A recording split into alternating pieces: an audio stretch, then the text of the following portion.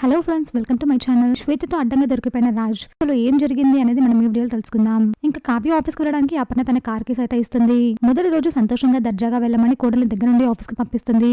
Office కి వెళ్తూ ఇందిరాదేవి అపర్ణ ఆశీర్వాదం తీసుకుంటుంది. కావ్య, నీ మీద ప్రేమ ఆపేక్ష ఉండి ఇవన్నీ చేయడం లేదు.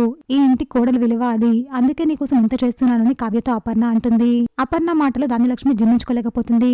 గదిలోకి వెళ్లి ప్రకాశం దగ్గరకు వెళ్లి అసలు విషయం చెప్తుంది. కళ్యాణ్ ఆఫీస్ కి వస్తేనే నేను కూడా వస్తాను అని అన్నయ్యతో చెప్పమని భర్తను అడుగుతుంది. అపర్ణ తన కొడుకు రాజ్ తో పాటు కోడలు కూడా ఆఫీస్ కి పంపించింది అని చెప్తుంది. దీంతో ప్రకాశం సంతోషంగా ఫీల్ అవుతాడు.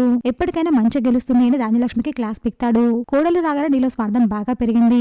అనామిక కూడా మరో రుద్రానిలా తయారైంది. కావ్యపై అసూయపడ్డం మానుకోండి అని చెప్పి ఆఫీస్ కి వెళ్ళిపోతాడు ప్రకాశం. ఇంకా రాజ్ ఆఫీస్ లో అడుగు పెట్టగానే అందరు ఫ్లవర్ బొకేలు పట్టుకొని రెడీగా ఉంటారు. మన ఆఫీస్ కి ఎవరైనా కొత్త క్లయింట్స్ వస్తున్నారని రాజ్ అడిగితే లేదు మేడం వస్తున్నారు అని శృతి చెప్తుంది. ఇంతలో కావ్య కార్లో నుంచి దిగుతుంది. కావ్య ఆఫీస్ లో అడుగు పెట్టగానే ఎంప్లాయీస్ అందరూ పోటీ పడి మరి కావ్యకు కంగ్రాట్స్ చెప్తారు. ఇది చూసిన రాజ్ చాలా జెలస్ గా ఫీల్ అవుతాడు. శృతిని తన క్యాబిన్ లోకి రమ్మని పిలుస్తాడు. కావ్య వస్తున్నట్టు సుభాష్ సార్ చెప్పారు అని, ఘనంగా స్వాగతం పలకాలి అని ఆయన చెప్పారు అని శృతి చెప్తుంది.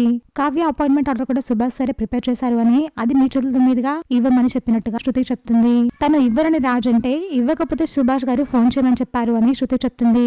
ఇంకా తండ్రి మాటను కాదనలేక తన చేతుల మీదుగా కావ్యకు అపాయింట్మెంట్ ఆర్డర్ ఇస్తాడు రాజ్. నేను ఎక్కడ కూర్చోవాలి అని కావ్య అడుగుతుంది. బయట ప్యూన్ చైర్ లో కూర్చోమని రాజ్ సెటైర్ వేస్తాడు. తను ఎగ్జిక్యూటివ్ డిజైనర్ అని, ప్యూన్ ని కాదు అని కావ్య చెప్తుంది. ఎక్కడో ఒక చోట కూర్చోని రాజ్ అంటాడు. అయితే మీ చైర్ లో కూర్చుంటాను లే అని కావ్య అంటుంది. ఇంతటితో ఈ రోజు ఎపిసోడ్ ముగుస్తుంది. ఇంకా నెక్స్ట్ ఎపిసోడ్ లో రాజ్ ఆఫీస్ లో బిజీగా ఉంటాడు. శ్వేత రాజ్ కు ఫోన్ చేయడంతో కంగారుగా ఆమె దగ్గరకు వెళ్తాడు. రాజ్ ను కావ్య సీక్రెట్ గా ఫాలో అవుతుంది. నీ లైఫ్ నాదే, నీకు ఏ కష్టం రాకుండా నేను చూసుకుంటాను అని శ్వేతకు రాజ్ మాటిస్తాడు. నేను ఎప్పటికీ నీకు తోడుగా ఉంటాని అంటాడు. వాళ్ళిద్దరిని మాటల్ని అనుబంధాన్ని చూసి కావ్య కన్నీళ్లు పెట్టుకుంటుంది. చూసాక ఫ్రెండ్స్, మరి ఏం జరగబోతుందో. ఇలాంటి జెన్యూన్ అండ్ రెగ్యులర్ అప్డేట్స్ కోసం మా ఛానల్ ని సబ్స్క్రైబ్ చేసుకోండి.